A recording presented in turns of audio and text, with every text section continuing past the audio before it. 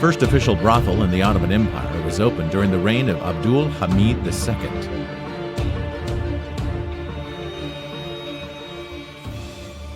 One of the least known facts about the reign of Abdul Hamid II is that it is when the first official brothel in the Ottoman Empire was opened, and it was opened upon a letter of instruction by the Caliph Abdul Hamid II himself.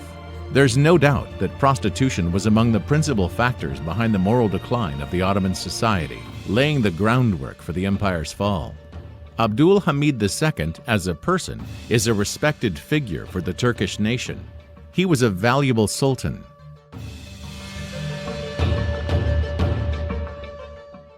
However, knowing historical facts is crucial so that the right steps and measures can be taken to safeguard the future of our country. With a letter of instruction by Abdul Hamid II in 1884, the first brothel was opened on Abanoz Street and was followed by other brothels on Zürefa Street.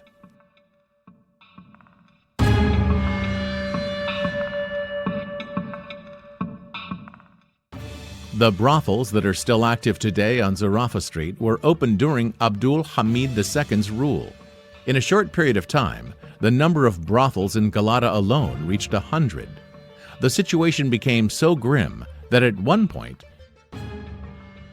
ships started to bring patrons for brothels from Europe and Russia to Istanbul. Most of the time, an important duty of the tour guides would be taking the patrons to Zürefa Street. According to Ottoman archives, during this time, 2,125 prostitutes operated with official licenses.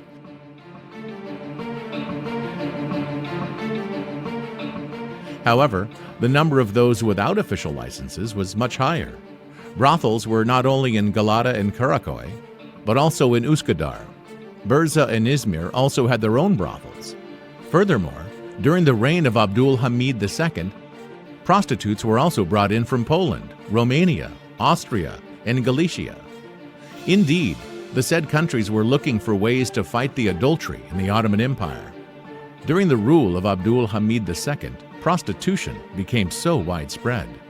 Samuel Cohen, secretary of the Jewish Association for the Protection of Girls and Women, wrote the following grim lines about the situation. Behind the line of docks, there runs a long street called Galata Street. Most of the alleys were dedicated to brothels. I thought that the sights I witnessed in Rio de Janeiro were bad, but these brothels in Constantinople beggar description. The inmates of the brothels are seated on low stools or on boxes or on low couches, with almost nothing on in the way of clothes. Some stood at the doors or walked around in the rooms in a semi-naked condition. Others had dressed themselves somewhat and were walking about the streets paying visits to other houses.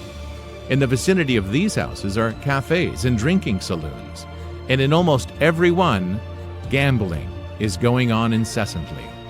Everything appears as free and licentious as possible. There are no hindrances and no difficulties from the authorities. At one house in particular, where the performance commences near midnight and goes on till 4:30 in the morning, the scenes are really disgraceful.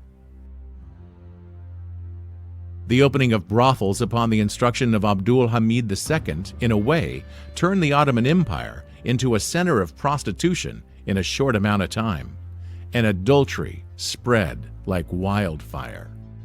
This allowed the British deep state to achieve its goal to a large extent, which was morally degenerating the Ottoman Empire in order to hasten up its destruction.